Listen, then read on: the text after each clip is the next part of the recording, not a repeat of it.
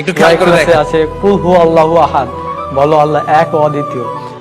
আর ঋগ্বেদে আছে একং ব্রহ্ম দ্বিতীয়ং নাস্তি নেহেনা নাস্তি কিঞ্চং, সৃষ্টিকর্তা মাত্র একজন, ওই দ্বিতীয় কেউ নেই, কিঞ্চিত পরিমাণেও নেই।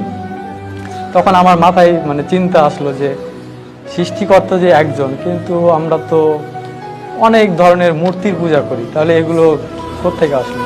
অথচ বেদে আছে নাচ্ছি কাচ্ছি জাদিতা না জাদিপা নাস্তি প্রতিমা আস্তি, সৃষ্টিকর্তার কোনো প্রতিকৃতি নেই, কোনো ছবি নেই, কোনো মূর্তি নেই, কোনো ফটোগ্রাফি নেই, কোনো আইডলস নেই।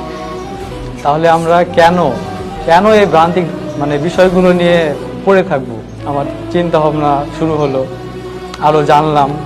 হিন্দু ধর্মের কল্কি অবতার নামে একটা বই আছে, ওই কল্কি অবতারে একটা শেষ অবতার যার নাম হবে নরসংসা।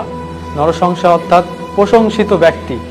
প্রশংসিত ব্যক্তিকে আপনি যদি আরবিতে নিয়ে যান তাহলে হবে মোহাম্মদ। মোহাম্মদ অর্থ হচ্ছে প্রশংসিত ব্যক্তি। ওই থেকে আর কি মানে মনের মধ্যে একটা খটকা যে